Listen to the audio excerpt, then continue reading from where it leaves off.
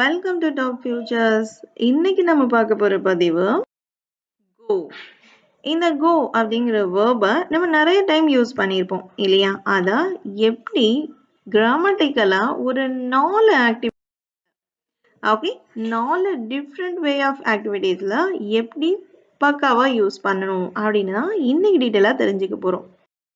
First one, physical activities. நம்ம கோ அப்படிங்கிற வேர்டை நம்ம ஒரு ஃபிசிக்கல் ஆக்டிவிட்டிக்கு யூஸ் பண்ணும்போது அதோட ஸ்ட்ரக்சர் எப்படி இருக்கணும்னா கோ ப்ளஸ் வேர்பு கூட ஐஎன்ஜி சேர்த்து யூஸ் பண்ணணும்.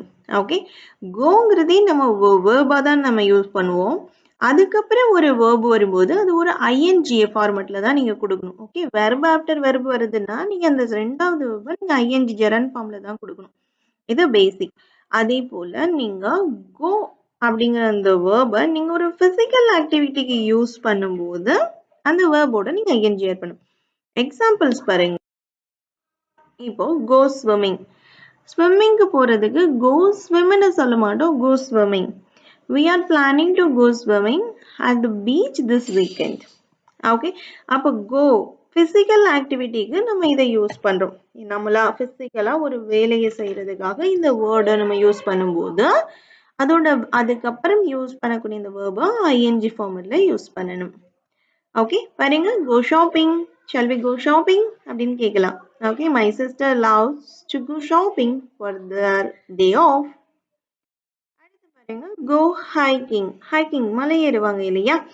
They often go hiking in the mountain on their days off. Okay, அது go ice skating.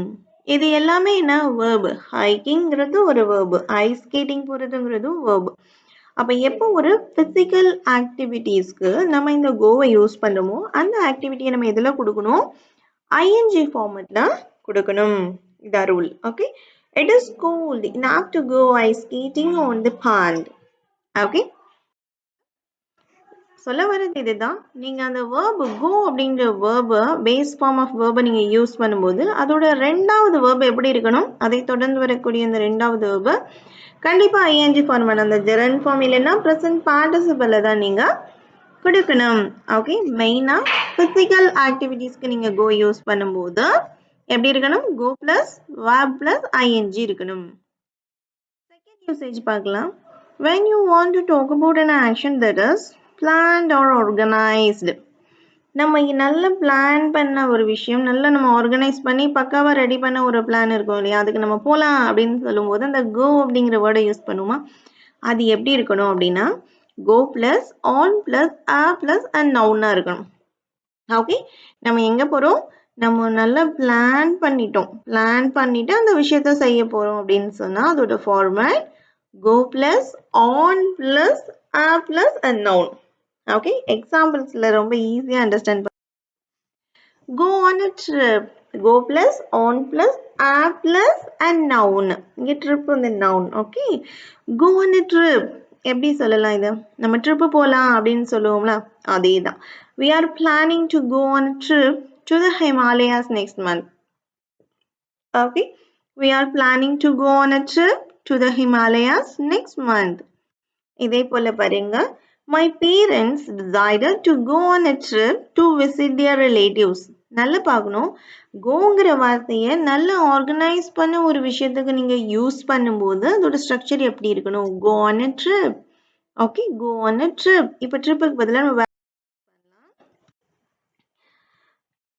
இன்னும் 2 எக்ஸாம்பிள் பாருங்க. Are you ready to go on a trip after all this planning? After all this planning, இதுக்கு இந்த எல்லா பிளானுக்கு அப்புறமா ஒரு trip போகலாமா? Let's go on a trip this weekend, even if it's just a short one.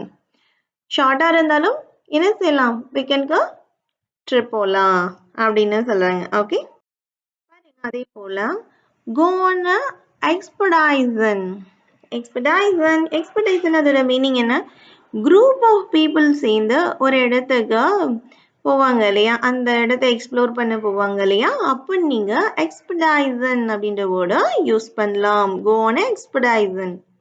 பாருங்க, the scientists will go on expedition to study the Antarctic ice cap. அப்போ scientist எல்லாருமே சேர்ந்து என்ன செய்றாங்க? அண்டார்டிக் ஐஸ் கேப்பை எக்ஸ்ப்ளோர் பண்ண போறாங்க. ஓகே, அதே போல they prepared for weeks to go on expedition to the Mount Everest. ஒன்றும் இல்லை, நீங்கள் எக்ஸ்படைசன் ட்ரிப் எல்லாமே ரிலேட்டட் வேர்ட்ஸ் தான், but you can use various format. Okay, expedition trip எல்லாமே நீங்கள் தாராளமாக யூஸ் பண்ணலாம்.